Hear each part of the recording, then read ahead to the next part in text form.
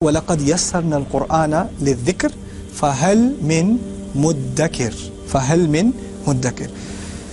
اس آیت میں جو خوبصورتی ہے میں حیران رہ جاتا ہوں۔ اللہ تعالیٰ فرما رہے ہیں کہ ہم نے قرآن کو ذکر کے لیے آسان کر دیا۔ ذکر کا مطلب اللہ تعالیٰ کی یاد کرنا۔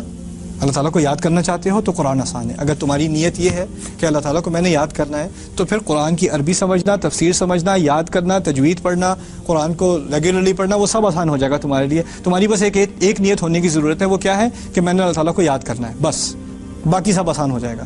فَهَلْ مِن مُدَّكِرٍ، پھر کوئی بھی ہے جو تھوڑی سی ایفرٹ کر، تھوڑی سی کوشش کر کے ذکر کر لے۔ اب میں آپ کو مدکر کے بارے میں کچھ باتیں بتاتا ہوں۔ مدکر اصل لفظ ہے مذکر۔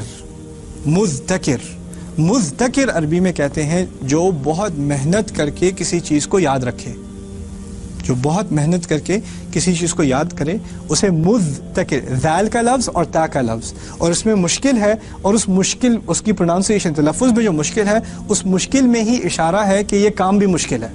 کسی چیز کو مشکل سے یاد رکھنا، بہت ایفرٹ کر کے یاد رکھنا مشکل کام ہے، آسان نہیں ہے۔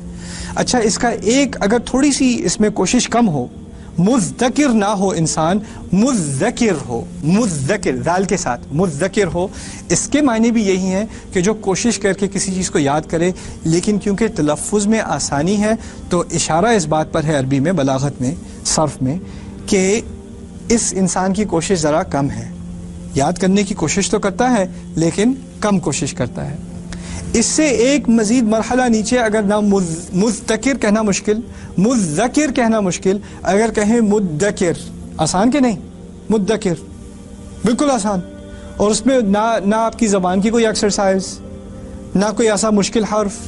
مذکر، مذکر، مدکر کے معنی نکلتے ہیں صرف میں کہ یہ سب سے ایزی ورژن ہے اس لفظ کا، کہ کوئی کم از کم لیسٹ، سب سے اقل کوشش جو کر لے، سب سے لیسٹ بٹ کوشش کر لے، اس کو مدکر کہا جاتا ہے۔ اللہ تعالیٰ نے چیلنج ایشو کیا ہے، میں نے تو قرآن کو ایزی کر دیا، میں نے قرآن کو آسان بنا دیا، تم میں سے کوئی سب سے کم کوشش کرنے کو تیار ہے بھی کہ نہیں؟ تھوڑی سی بھی کوشش کرنے کو کوئی آنے والا ہے سامنے؟ کوئی نظر نہیں آ رہا۔ فَهَلْ مِن مُدَّكِرٍ، تھوڑی سی کوشش تو کر لو، تھوڑی سی کوشش تو حل من مدکر، کوئی بھی ہے۔ اور یہ سوال ایک دفعہ نہیں، تین دفعہ قرآن میں۔ کوئی ہے کوئی تھوڑا سا بھی کام کرنے کو تیار ہے، تھوڑی سی بھی محنت کرنے کو تیار ہے؟ اللہ تعالیٰ اس رمضان کے مہینے میں ہمیں محنت کرنے والوں میں سے بنائے، اور ہماری محنتوں سے ہمیں قرآن سے قرب عطا فرمائے، اور ہماری عبادتوں میں اخلاص پیدا کرے۔ بارک اللہ لی ولکم۔